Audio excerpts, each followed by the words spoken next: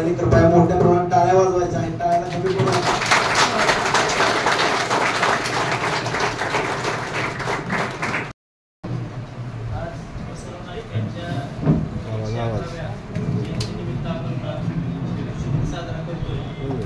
आता ह्याच्यामध्ये उल्लेखनीय कार्य करणाऱ्यामध्ये शेतकऱ्यापासून उद्योगधंदे करणारे असतील, शेतीशी निगडीत किंवा त्याच्याबरोबरच आपले कृषी सहाय्यक देखील बरेच चांगले काम करतात, त्यांना देखील आपण आज गौरव करत असतो.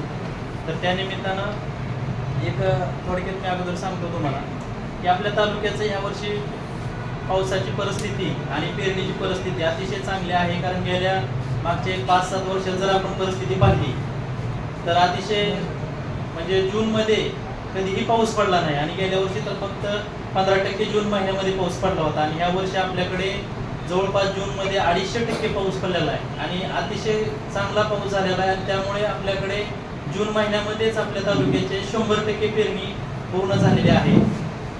आता इथून पुढे आपला खरा कसा आहे की पेरणी झाली चांगल्या पद्धतीनं, सोयाबीन असेल, उडीद असेल, तूर असेल. उडीद आणि तूर क्षेत्रामध्ये आपल्याकडे वाढ झालेली आहे गेल्या वर्षीच्या तुलनेपेक्षा, मका क्षेत्रात देखील.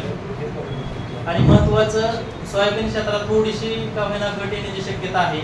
कारण पाऊस लवकर पडला की शेतकऱ्याची अपेक्षा असते की उडीद पीक आमचं 1-2 महिन्यामध्ये निघून जातं आणि त्यानंतर आम्ही कांदा लागवड करणार आहोत. त्यामुळे कांद्याचं क्षेत्र देखील परिस्थिती पाहिली तर कांद्याच्या क्षेत्रात देखील गेल्या वर्षी 25-30 रुपयेपर्यंत दर भेटल्यामुळे यावर्षी कांदा देखील क्षेत्र वाढण्याची शक्यता आहे. आणि पाऊस जर चांगला झाला तर बऱ्याच शेतकऱ्यांची अपेक्षा असते की मी आता कांदा किंवा मूग, उडीद यासारखी कमी कालावधीची जर पिकं घेतली आणि त्याच्यानंतर परत मला ऊस देखील आता आपल्याकडे क्षेत्र ऊसाखालचं जे क्षेत्र 5-7 हजार हेक्टर क्षेत्र होतं आपलं, ते पूर्णपणे ह्या वर्षी ऊस मोडला होता पावसाची म्हणजे दुष्काळजन्य परिस्थिती असल्यामुळे आपल्या तालुक्यामध्ये. तर ऊसाचं जे क्षेत्र आहे ते आपल्याकडे उडीद, तूर आणि कांदा या पिकाखालील ते कन्वर्ट झालेलं आहे. परंतु आता जे ते कमी कालावधीची पिकं निघाल्यानंतर ते शेतकरी ऊस लागवड करतील.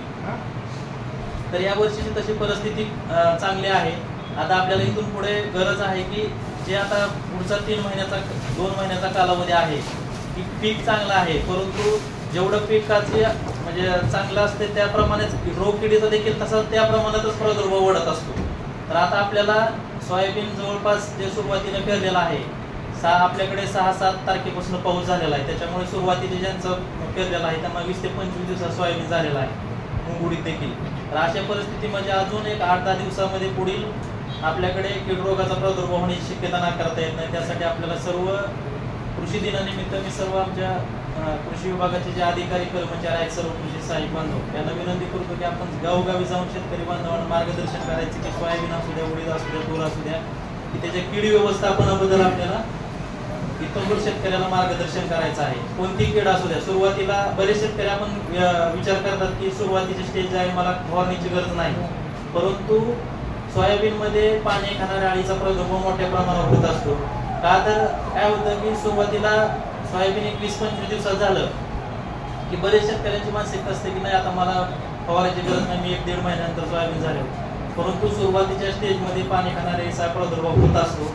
यासाठी आपल्याला नियंत्रण म्हणून ब्लँक म्हणण्यापेक्षा जे आपण निंबोळ्या अर्काचे स्प्रे सांगतो सुरुवातीला, निंबोळ्या अर्कन वाढीसाठी जे नत्रस्फुरत पालाच्या घटकाची आवश्यकता असते विद्राव्य खताची, त्याच्यासोबत आपल्याला विद्राव्य खत प्लस तुम्हाला पाणी खाण्यासाठी एखादं निंबोळ्या अर्क ह्याची जर फवारणी केली मग तुमचं उडीद असू द्या, तूर असू द्या, कोणतीही कीड असू द्या, यासाठी आपल्याला आवश्यक आहे. तरी आपण वेळोवेळी त्या शेती शाळा किंवा गावबेटा घेऊन त्यांना मार्गदर्शन करू. परंतु आपण गेल्या वर्षी जे आपल्याकडे जिल्हास्तरीय कृषी प्रदर्शन भरलं होतं त्या प्रदर्शनामध्ये आपल्या तालुक्यातून काही सॅम्पल गेले होते. सॅम्पल म्हणजे लाईव्ह सॅम्पल, म्हणजे द्राक्षाचे काही शेतकऱ्यांचे उत्कृष्ट द्राक्ष उत्पादन करतात किंवा काही शेतकरी द्राक्ष असेल, आपल्याकडे बोर आहे, सीताफळाचं मोठं आपल्याकडे हब आहे, तर त्या शेतकऱ्याचे आपण सॅम्पल घेऊन गेलो होतो. तर जिल्ह्यामध्ये सगळ्यात उत्कृष्ट सॅम्पल म्हणून आपल्याला पुरस्कार मिळाले. त्या शेतकऱ्यांची आपण त्यांना एक प्रशस्तीपत्र देतोय. असे आपल्या तालुक्यातले शेतकरी आहेत, मी नाव पुकारतो, त्यांनी पुढे येऊन आपले प्रशस्तीपत्र घेऊन जायचं आहे. आणि नसतील, ते जर नसतील तर त्यांचे कृषी सहाय्यकाने जरी आलं तरी चालेल, किंवा त्यांचा प्रतिनिधी कोण असेल त्या शेतकऱ्यांचं तरी चालेल. तर आपण त्या सिद्धेश्वर कृषी महोत्सव जो पार पडला होता, तर त्या प्रदर्शनामध्ये प्रतीक बाळासाहेब माळवदे, मळेगाव, तर त्यांनी द्राक्षेचं आरके वाण या वाणाचं सॅम्पल दिलं होतं आणि ते अतिशय उत्कृष्ट आणि दर्जेदार द्राक्षाचं सॅम्पल होतं. त्याला आपल्याला जिल्हास्तरीय प्रशस्तीपत्र दिलेलं आहे. ते शेतकरी बैठक नेत आहेत, तर त्या गावचे आपले कृषी सहाय्यक आहेत.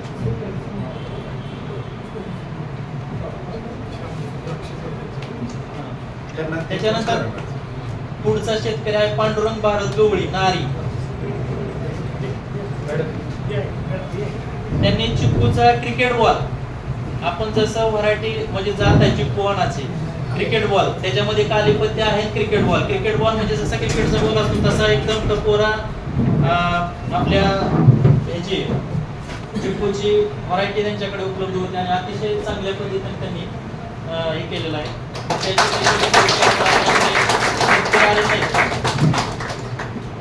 त्याचे देखील कृषी पर्यवेक्षक पुरस्कार स्वीकारतायत.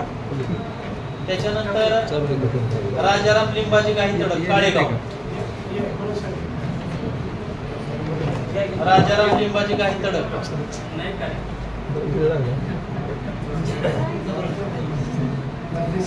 हे कृषी शेतकऱ्यांसाठी आपण पुरस्कार आयोजित केला होता. कृषी शेतकऱ्यांना इथं उपस्थित राहणं सांगणं आपलं कर्तव्य होतं. राजाराम लिंबाजी काही तडक यांनी VNR वाण अतिशय चांगल्या पद्धतीने उत्पादन घेतलेला आहे. त्यांचा तो आपण प्रदर्शनामध्ये म्हटला होता काळेगावचा. त्याच्यानंतर पुढचा शेतकरी आहे राजेंद्र माणिक सुरवसे, सावरगाव. गजेंद्र माणिक सुरवसे, सावरगाव. त्यांचं सीताफळाचं NMK वाण जे आपल्या ह्याचं आहे, त्यांनी अतिशय उत्तम असं नियोजन आणि अतिशय चांगल्या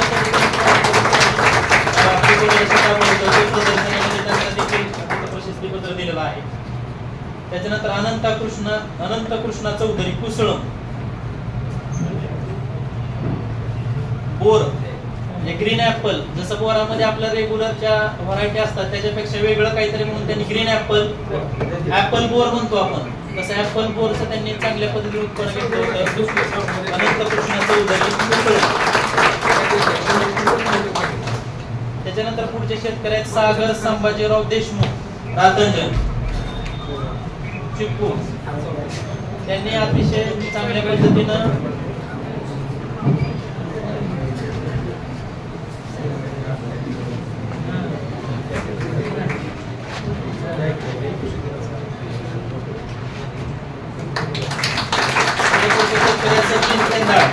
सचिन शिवाजी खंदाळ, लाडोळे. द्राक्षाचं SS सुपर सोनाक आपण म्हणतो, त्यांचं अतिशय चांगल्या पद्धतीने त्यांनी उत्पन्न घेतलं होतं.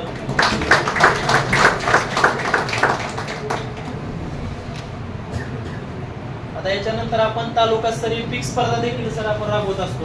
याच्यामध्ये देखील आपण प्रत्येक पिकामध्ये प्रथम, द्वितीय, तृतीय क्रमांक काढत असतो आणि प्रथम क्रमांकाच्या शेतकऱ्यांना आपण 5,000 रुपये पारित रक्कम मिळते त्यांना. द्वितीय क्रमांक असेल तर त्याला 3,000 रुपये, तृतीय क्रमांक असेल तर 2,000 रुपये. तर ते जिल्हा स्तरावर त्यांना RTGS रक्कम प्राप्त होते. परंतु सध्या आपण ते रक्कम मिळेल तोपर्यंत आपण एक प्रशस्तीपत्र म्हणून त्या शेतकऱ्यांना देतोय.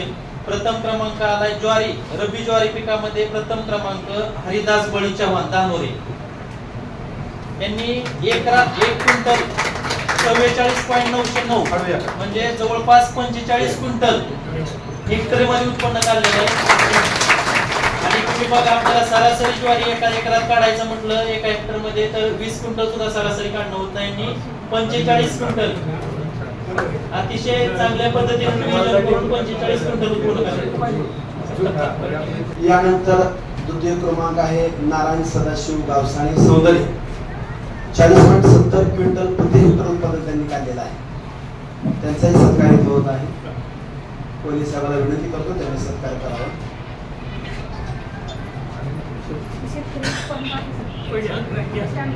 आले त्यांचं नंतर घेऊन दुसरे कोण आहे दुसरं कोणाचं. तृतीय क्रमांक ज्वारीमध्ये आहे चांगदेव रामभाऊ सातपुते ताडसौंदर्य.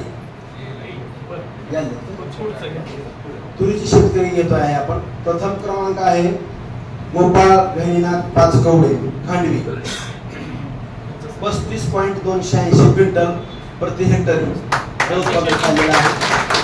10 क्विंटल त्यांचं एकरी उत्पादन त्यांना तुरीचं मिळालेलं आहे.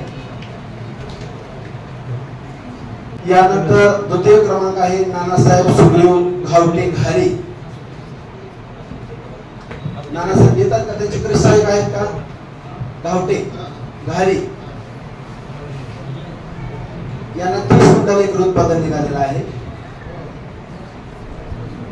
तृतीय क्रमांक आहे बळीराम परसू काशी पिंपरी पा यांना 29.162 क्विंटल प्रति हेक्टर तुरीचं उत्पादन निघालेलं आहे. त्यांचा तृतीय क्रमांक आलेला आहे.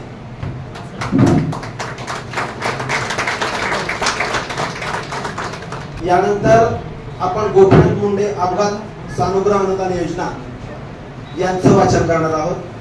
अतिशय शेतकऱ्याचं शेतीत काम करत असताना त्याचा अपघात होतो किंवा कुठेही बाहेर फिरत असताना किंवा शेतातील काही नैसर्गिक आपत्तीमुळे जर त्याचा अपघात झाला तर शेतकऱ्याच्या कुटुंबियांना एक आधाराचं फार मोठं महत्व असलेले गोपीनाथ मुंडे अपघात सानुग्रह आणि अनुदान योजना याचं मी आपल्या पुढे वाचन करत आहे.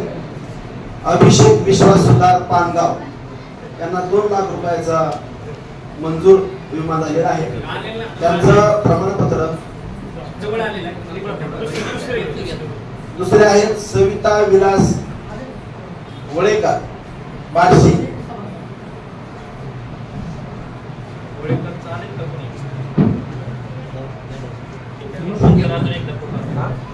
पूजा राजकुमार कांबळे पिंपळगाव धस हे त्यांचे वारसदार आहेत जे आपले गोपीनाथ अपघात विमा योजनेचे. आपण त्यांना हे अनुदानाचं पत्र मंजूर अनुदानाचं पत्र त्यांच्यापाशी देत आहे. वर्षा महादेव पाटील गौडगाव. सगळ्यांनी कृपया थोड्याशा टाळ्या वाजवाव्या.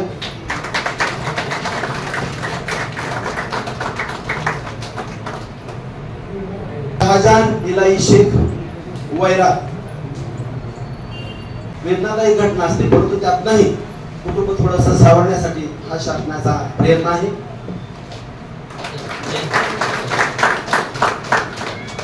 सविता दशरथ गायकवाड पाथरी.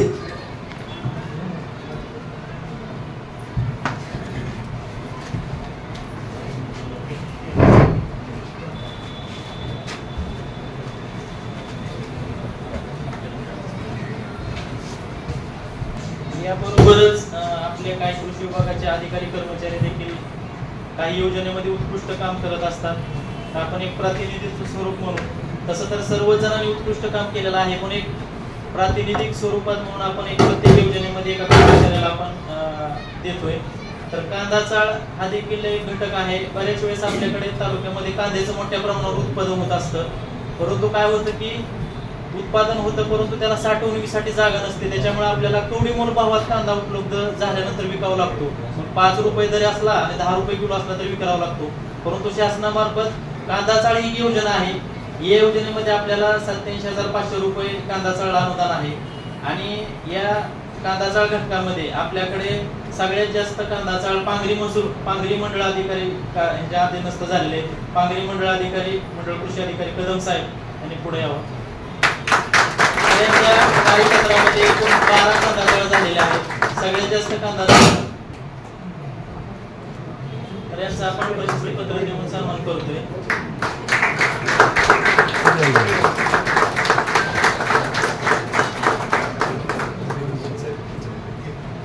त्याच्यानंतर पुढचं आहे आपल्याकडे पाण्याची देखील मोठ्या प्रमाणावर टंचाई असते.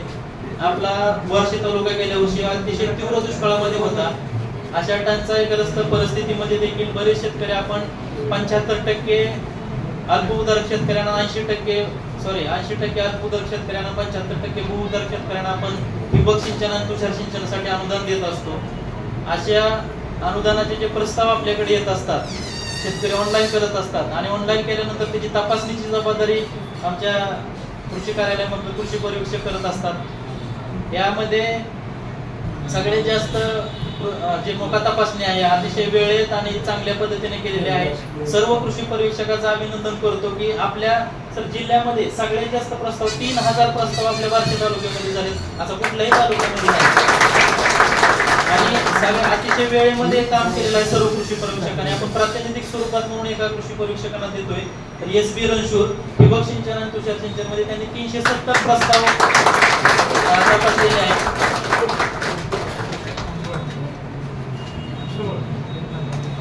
अतिशय आपली योजना सुरू आहे। फक्त या योजनेमध्ये सध्या अनुदानाचं थोडंसं जे राज्य पातळीवर न मिळाल्यामुळे गेल्या वर्षीच्या काही शेतकऱ्यांचा केंद्र शासनाचा हप्ता सध्या थकीत आहे, राज्य शासनाचा आपण दिलेला आहे। तो जर आपण त्याच्याबरोबर पाठपुरावा चालू तो देखील आपल्याला लवकरच मिळेल अशी अपेक्षा करूयात आपण। त्याच्यानंतर आपला तालुका दुष्काळजन्य परिस्थितीमध्ये आपण शेतकऱ्यांना फळबागा लागवड करा म्हणतो किंवा भाजीपाला लागवड करा म्हणतो, त्यासाठी शेतकऱ्यांना पाण्याची व्यवस्था अतिशय गरजेची असते।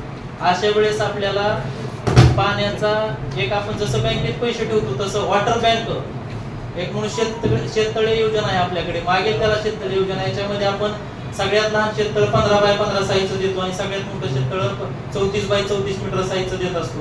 याच्यामध्ये 18,000 ते 75,000 रुपयापर्यंत त्यांना खोदकाम आणि आस्तरीकरणासाठी देखील आपण या योजनेमध्ये शेतकऱ्याला मदत देत असतो। आणि याला कुठल्याही प्रकारची जरी लॉटरी असली तरी जे शेतकरी अर्ज करतील त्या सर्वांना योजनेचा लाभ मिळतो। फक्त महाडीबीटी पोर्टलवर ऑनलाईन करणं अपेक्षित आहे। तर यामध्ये सगळ्यात जास्त शेततळे आपल्या कृषी साहेब मयूर लांडे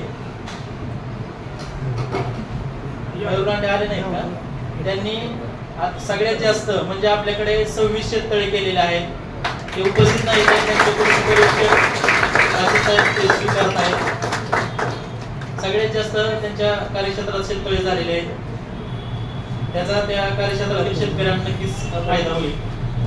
त्याच्यानंतर PMFME ग्रामीण भागातील शहरी भागातील बरेच शेतकऱ्यांना अन्न प्रक्रिया आधारित उद्योग करायचे असतात, भले त्यांना शेती असो अथवा नसो, अन्न प्रक्रियेच्या आधारित तुम्ही कोणताही उद्योग करा। मसाला युनिट आहे, तुम्हाला मिरची कांडप आहे, पिठाची चक्की आहे, बेदाणा शेड आहे, फरसाण युनिट आहे, कोणत्याही शेवायची मशीन आहे, म्हणजे तुम्ही कोणत्याही अन्न प्रक्रियेच्या आधारित उद्योग दुधाचं पदार्थ असतील, तेल घाणं असेल, डाळ मिल असेल, अन्न प्रक्रियेच्या आधारे कोणताही उद्योग केला तर आपल्याला त्याला कुठलीही हाट नाही किंवा त्या 7/12 शेतकरी असावा। आता बऱ्यापैकी कृषी विभागाच्या योजना असतात की त्याला 7/12 कंपल्सरी असतो, परंतु ही एकमेव आमच्या कृषी विभागाकडे अशी योजना आहे की याला 7/12ची अट नाही।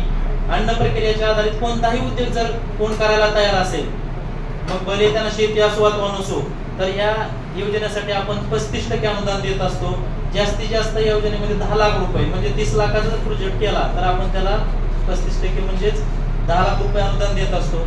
या योजनेमध्ये आपल्या कृषी सहाय्यक A.G. कस्तुरे मॅडम गिरले तर यांनी सगळ्यात जास्त 12 प्रस्ताव केलेले आहेत तालुक्यामध्ये, म्हणजे त्यांच्या कार्यक्षेत्रामध्ये इरलेवाडी आणि डोराळे या 3 गावांमध्ये सगळ्यात जास्त 12 प्रस्ताव केलेले आहेत। आणि त्यांनी ग्रामीण भागातील महिलांना असेल किंवा तिथले उद्योजक यांना एक प्रेरणादायी काम केलेलं आहे, त्यामुळे आपण त्यांना प्रशस्तीपत्र देत आहोत।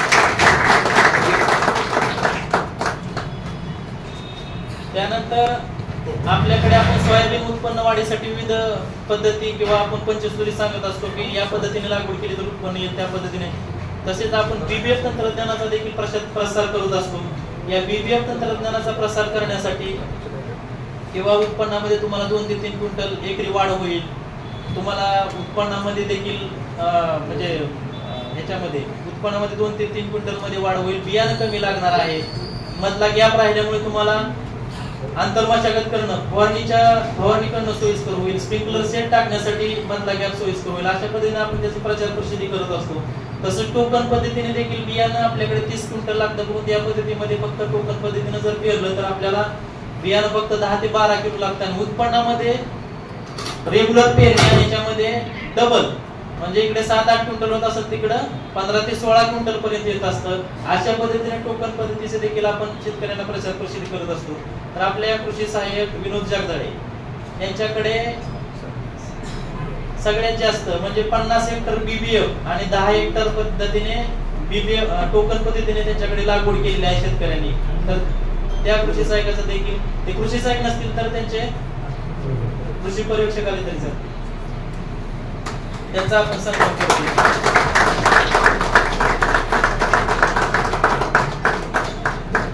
शेवटचे 2 आहेत. आपण क्षेत्रीय कर्मचाऱ्यांना देखील आपण देतच असतो, परंतु क्षेत्रीय कर्मचाऱ्याकडून प्रस्ताव आल्यानंतर बऱ्याच वेळेस आपण बघत असतो की कार्यालयामध्ये देखील जरी क्षेत्रीय कर्मचाऱ्यांनी दिला प्रस्ताव तरी तो कार्यालयातून वर जिल्हा पातळीवर किंवा विभाग पातळीवर किंवा वर त्याचा पाठपुरावा होणं, ते वर प्रस्ताव जाणं अपेक्षित असतं. यासाठी कार्यालयीन कर्मचाऱ्यांचा सुद्धा खूप महत्वाचा रोल असतो. कारण मी बरेच कर्मचारी पाहिलेत की बऱ्याच वेळेस काय होतं की हे आपले कृषी सहाय्यक ग्राम पातळीवरचे जे अधिकारी आहेत, कृषी सहाय्यक, कृषी पर्यवेक्षक, मंडळ कृषी अधिकारी, हे प्रस्ताव वेळेत देतात, परंतु कार्यालयामध्ये वेळेवर कारवाई होत नाही. परंतु आपल्याकडे सांख्यिकी विषयामध्ये कार्यालयामध्ये जे गोपीनाथ मुंडेची प्रकरण असतील, जे आपण आता काही शेतकऱ्यांना आपण प्रातिनिधिक स्वरूपात दिलेला आहे, तर हे गोपीनाथ मुंडेचे 2 लाखाचे प्रस्ताव तो प्राप्त झाल्यानंतर त्याची छाननी करणं, त्याची कागदपत्राची काय त्रुटी आहे ती कृषी सहाय्यकापर्यंत किंवा येऊन त्या लाभार्थीपर्यंत पोहोचवणं आणि त्याच्यानंतर परत तालुकास्तरीय समितीची बैठक वेळेवर आयोजित करणं आणि त्या प्रोसिडिंग तयार करून ते प्रस्ताव, अनुदानाची मागणी हे सर्व जिल्हा पातळीपर्यंत पोहोचवणं. तसेच सांख्यिकीचे जे आपण पीक विमा म्हणतो, आपण पीक विमा शेतकऱ्यांचा खूप जिव्हाळ्याचा विषय असतो. या पीक विमा योजने देखील शेतकऱ्यांच्या तक्रारी प्राप्त झाल्यानंतर ह्या तक्रारी विमा कंपनीपर्यंत पोहोचवणं किंवा जिल्हा कार्यालयापर्यंत पोहोचवण्याचं जे वेळोवेळी आपण काम करत असतो. यामध्ये जे कार्यालयातील कृषी सहाय्यक आहेत अश्विनी टेकणे मॅडम, यांचा देखील आपण प्रशस्तीपत्र देऊन सन्मान करतोय. त्यानंतर आपल्याकडे रोजगार हमी योजनेमध्ये देखील एमआरईजेस आपल्याकडे खाली फळबाग लागवड रोजगार हमी योजनेमधून पावसाळ्यात फळबाग लागवड योजनेमध्ये आपण फळबाग लागवड करत असतो. तर यामध्ये देखील आपण एमआरईजेचे खालून प्रस्ताव येतात, आठवड्याला आपण हजेरी नोंदवून तुम्ही देता, परंतु त्याचे ऑनलाईन करणं आणि मग वेळेवर त्या शेतकऱ्यांचं पेमेंट झालं पाहिजे यासाठी तालुका पातळीवर गेट मॅडम आलेत का बरं घ्या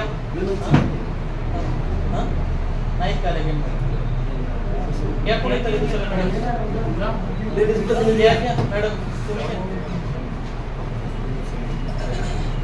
तर गेट मॅडमने अतिशय चांगलं काम केलेलं आहे, त्यांना देखील आपण प्रशस्तीपत्र देतोय.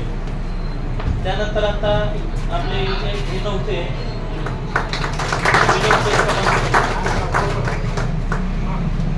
टोकन पद्धतीने लागवड आणि बीबीएम पद्धतीने लागवडीचं प्रमाणपत्र देतोय विनोद जगताळे यापुढे. नाही दिलं होतं ते या पटकन यापुढे.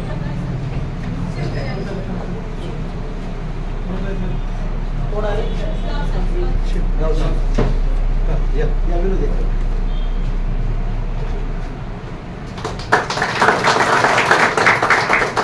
तरी आपल्याकडे रब्बी हंगामाच्या पीक स्पर्धेमध्ये द्वितीय क्रमांक आलेले शेतकरी नारायण सदाशिव गावसाने सौंदर्य,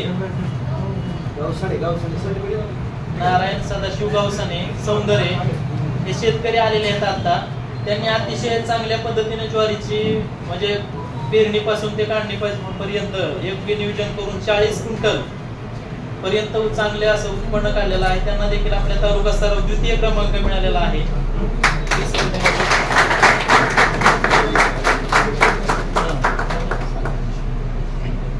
सागर संभाजीराव देशमुख रातंजन चिकूची क्रिकेट बॉल व्हरायटी आपण आता उल्लेख केला होता, अतिशय चांगल्या पद्धतीने उत्पन्न त्यांनी काढलेला आहे, त्यांचा देखील आपण सन्मान करतोय.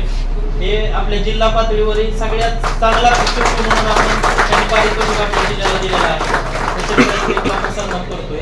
ज्वारीमध्ये तृतीय क्रमांक चांगदेव रामभाऊ सातपुते ताडसौंदणे 26.782 क्विंटल 26 क्विंटल हेक्टरी म्हणजे एकरी 10 क्विंटल पर्यंत चांगले उत्पन्न काढले. तृतीय क्रमांक आहे तालुक्यामध्ये यांचा देखील आपण सन्मान करतोय.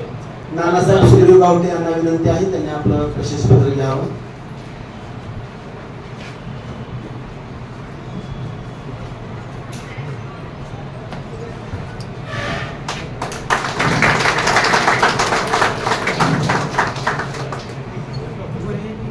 यानंतर मी माननीय माणिकराव डिसोले सर यांना विनंती करतो त्यांनी आपलं मनोगत व्यक्त करावं. आज 1 जुलै महाराष्ट्र कृषी दिन. कृषी दिनाच्या सर्वांना माझ्याकडे मनपूर्वक अशा शुभेच्छा. खरं पाहिलं तर आपला बार्शी तालुका आणि दुष्काळी तालुका असला तरी आपल्या तालुक्यातील खऱ्या अर्थाने शेती पिकवणारे, शेतीमध्ये वेगवेगळे प्रयोग करणारे, पाण्याचं काटेकोरपणे नियोजन करून योग्य पद्धतीनं शेतीमध्ये उत्पन्न काढणारे आपण सर्वजण त्या ठिकाणी शेतकरी आहात. खरं तर आज 1 जुलै तालुका कृषी अधिकारी कार्यालय आणि आमचं पंचायत समिती कृषी कार्यालय यांच्या संयुक्त विद्यमाने आजचा एक चांगल्या प्रकारचा हा सोहळा कृषी दिनाच्या निमित्ताने संपन्न होत आहे. मी पाहिला आता की जरी आपला तालुका दुष्काळी तालुका असला तरी खऱ्या अर्थाने दुष्काळावरती मात करून पाण्याचं योग्य पद्धतीचं नियोजन करून आपण चांगल्या पद्धतीनं शेती पिकवत आहात, कसवत आहात. तालुक्यामध्ये आपण विविध प्रकारची पिके, त्याच्यामध्ये कडधान्य असतील, फळांची पिके असतील, एवढं आपण शेतीमध्ये पिकवत असताना खऱ्या अर्थाने आता या ठिकाणी जे काही शेतकऱ्यांचा आपण यथोचित असं कर्तृत्वाचा थोडक्यामध्ये गौरव केलेला आहे. कृषीनिष्ठ आपण सर्वजण शेतकरी आहात. तालुक्यामध्ये वास्तविक आता मी बऱ्याच वेळा ठिकाणी तालुक्यामध्ये गाव पातळीवरती गाव भेटीमध्ये दौरे करत असताना आजूबाजूला मी शेती आणि शेतीतील पिकं पाहतो.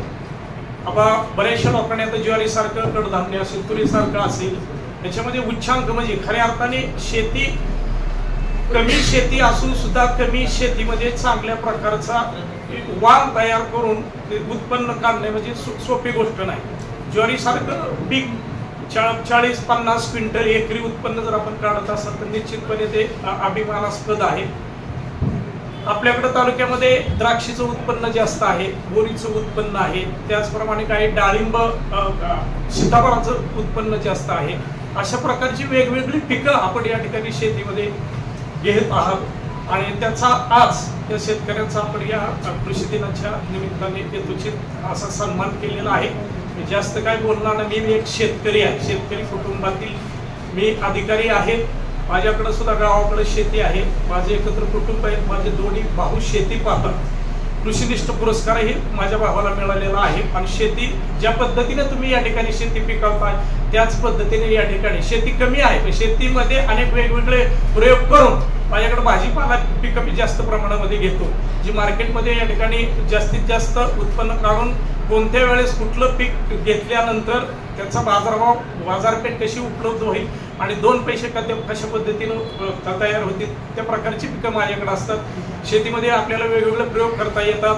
ह्याच्यामध्ये आता साहजिकच आपण पाहतो हरितगृह असेल किंवा पॉली हाऊस असेल आणि जनरली पिकं घेताना, पालेभाज्या घेताना, इतर पिकं घेताना आपण जनरली मल्चिंग पेपर वापरतो. मल्चिंग पेपरवरती या ठिकाणी बियाणे किंवा ते रोप लावतो आणि रोपाची निगा राखून आपण वेगवेगळे प्रयोग करून शेतीमध्ये उत्पन्न घेत असतो.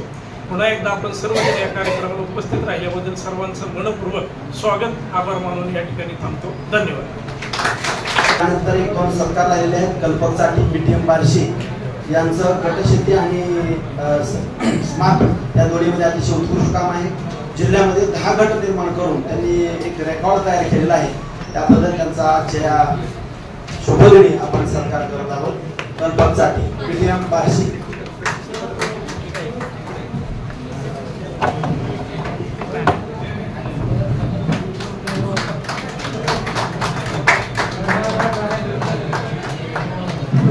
त्याचबरोबर गोपीनाथ मंडळ शेतकरी सुरक्षा सानुग्रह अनुदान मंजुरीचं पत्र रुक्मिण विश्वास सरदार यांचं हे पत्र आहे. त्यांचे प्रतिनिधी कोण अभिषेक यांना विनंती आहे त्यांनी आपण हे मंजुरी पत्र द्यावं.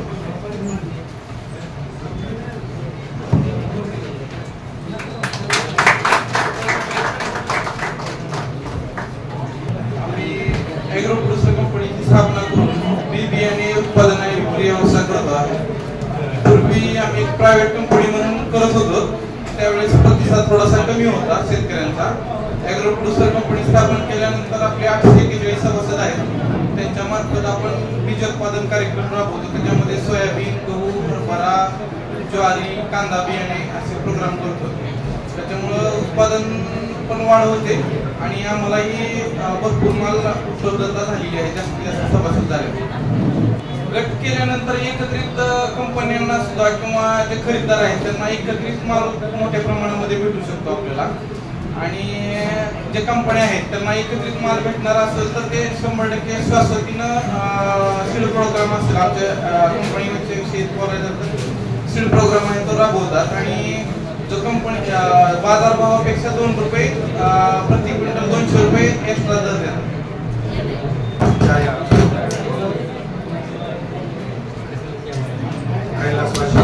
वसंतराव नाईक साहेब यांच्या 111व्या जयंतीदिनी उपस्थित सन्मान्य व्यासपीठ व कृषी विभाग पंचायत समिती बार्शी येथील सर्व अधिकारी कर्मचारी, तालुक्यामधून उपस्थित असणारे सर्व शेतकरी वर्ग, सर्व पुरस्कार विजेते शेतकरी, पुरस्कार विजेते गट, पुरस्कार विजेते अधिकारी यांचं मी पुन्हा एकदा अभिनंदन करतो. आणि आजच्या या कार्यक्रमाला उपस्थित असणारे सर्व सन्मान्य मान्य कालच सेवानिवृत्त झालेले गट विकास अधिकारी हे देखील आपण आमच्या सन्मानाला मान देऊन ते या ठिकाणी आज उपस्थित राहिले, त्यांचं देखील आभार मानतो. संतोष कोहली सर तालुका कृषी अधिकारी हे देखील उपस्थित राहिले, त्यांचं देखील मी आभार मानतो. त्याचप्रमाणे लोकरे मॅडम, शिवपुरे मॅडम, त्यानंतर सांगणे मॅडम, सर्व कृषी अधिकारी, सर्व आमचे विस्तार अधिकारी, सर्व कृषी पर्यवेक्षक, सर्व कृषी सहाय्यक हे देखील या कार्यक्रमाला उपस्थित राहिले, यांचं देखील आभार. सर्व आपले पत्रकार बांधव यांनी देखील खूप छान आजच्या कार्यक्रमाचं चित्रीकरण केलेलं आहे.